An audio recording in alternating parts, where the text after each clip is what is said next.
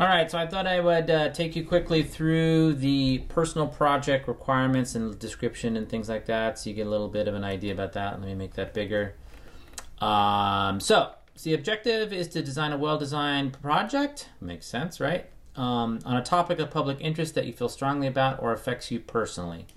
If you have another type of site you want to do, just run it by me. So pretty much this is pretty open. It's just a suggestion as far as doing something about a topic of public interest, like it could be, I don't know, climate change or the budget or something like that.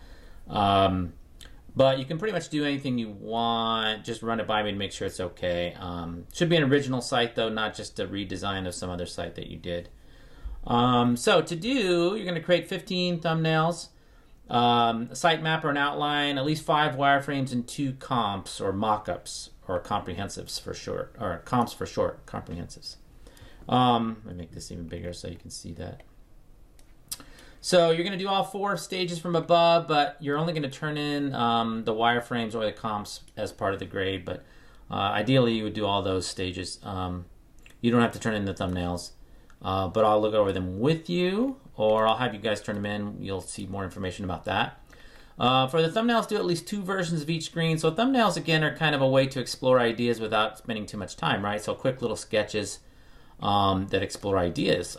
There's links to blank thumbnail files right here, so you can download them if you want to do that and use those. That would be great. Do a site diagram or a site outline. It's a small site, so it's kind of an optional thing a little bit, but just so make sure you know how to do that. You can use a site like Glyphy, or there's lots of different apps you can use to do a sitemap or site outline. You could do it in Illustrator, you could do it in Photoshop, you could do it in InDesign, you could do it in Sketch, lots of different things.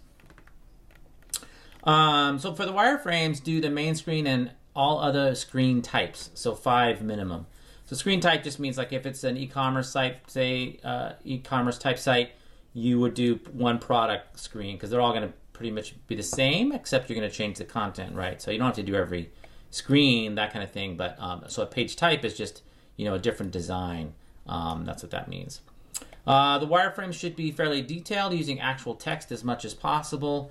Again, wireframes, the idea is to know how much space that your content is going to take up, and where it's going to go and things like that, and where the navigation is and things like that. Not design, though.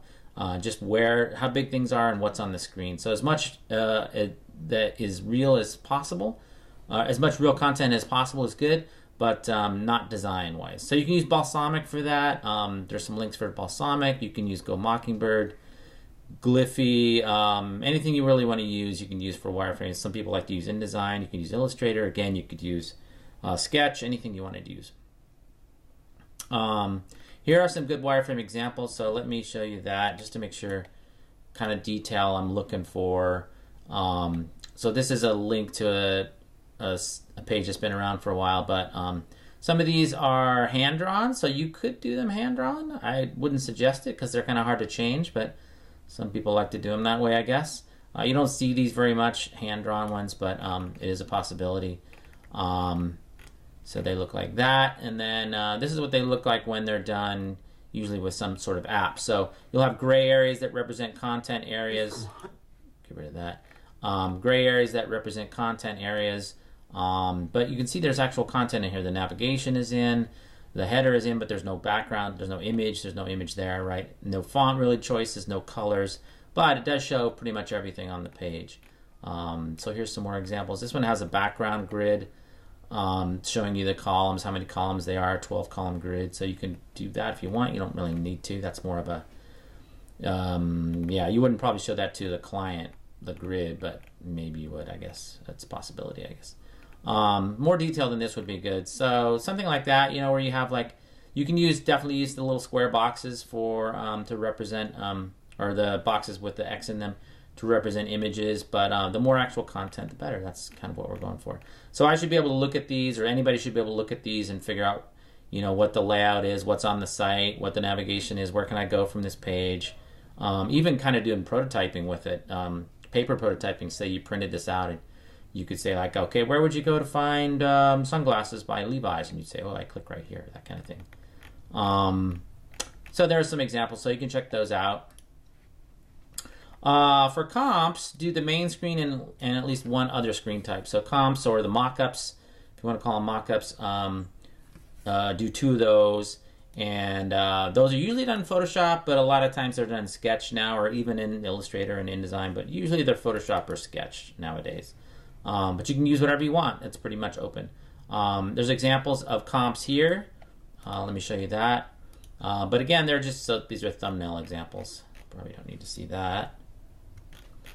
But these are comps. So basically, they look like web pages, but they're just images, right? So they're done in Photoshop or Sketch or whatever. And this should be what you could show to a client and say, here's what your website's going to look like when we're done. So that's kind of what that is. Okay. Oops, I unzoomed here, I guess. All right. So where were we? Oh, yeah. So you're gonna apply HTML features. I should change that, huh? It says X to HTML still. We don't use that much anymore.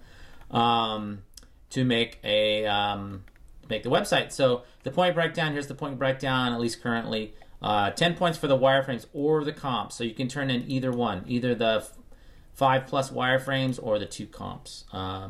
Normally you would do both in real life, but I'm only making you turn in one or the other. The specifications, those are the requirements. That's 15 points, the basic requirements, and then design and finesse 25. So it's a total of 15 points, or 50 points. The minimum requirements as far as requirements go, 5 linked pages, good typography as usual. CSS for layout, that just means don't use tables or anything like that from the old days. Some images not acquired from the internet. So what I mean by that is make sure that you have at least a couple of images that you made in Photoshop or that you used you could use, you've manipulated them some way. You've sized them, you've optimized them. I just don't want you to take every image on the entire site from some other site and don't change them and don't have to do any image processing, because you have to know how to do that too, right?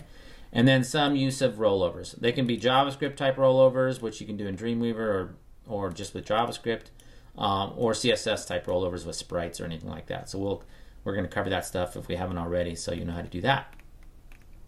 All right, suggestions. Be sure you're able to get the images for all the concepts in your thumbnails.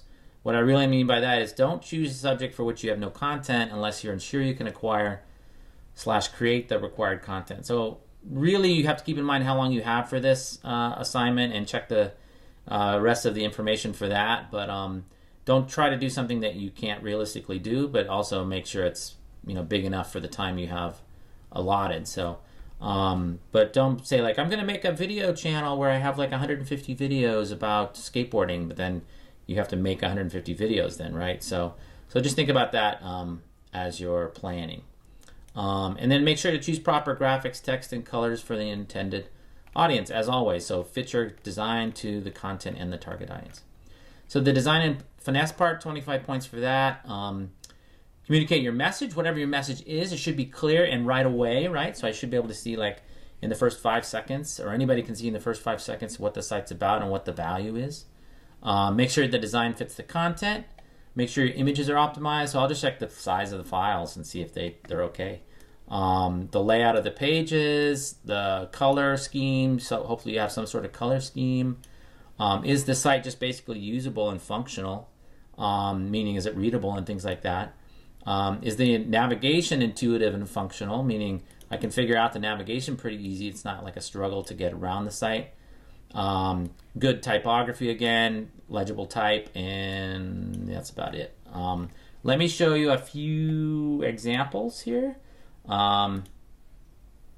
so you can have some other, some ideas of some previous work. Maybe it'd be easier if I do it like this. Let's do it this way.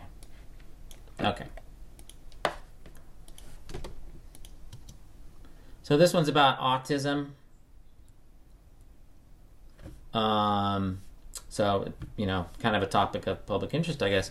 One thing I'd say about this is maybe this contrast on this text is a little bit low, but yeah, so there's an example there, living with autism. I'm going to skip around here a little bit. This is kind of a portfolio. Let's see if I can get you a better page here. There we go. So that's kind of a portfolio site, so you could do that if you wanted to. This one is about hiking in the Bay Area, so it looks like this. and it's got maps and things like that. This site does not have to be responsive, but it can be responsive. I think some of these are responsive. So let me just show you a couple of more just random ones here. This one's about gender discrimination. That's one page. Here's another one. Missing women. Human trafficking, basically. So you see how this design kind of works for that. It's kind of harsh and a little bit scary and moody, so that kind of makes sense a little bit. Let's look at this one. This is a e-commerce type site, so selling screen print designs. So there's one page of that one, and here's another page of that one. So you can do an e-commerce site if you want to.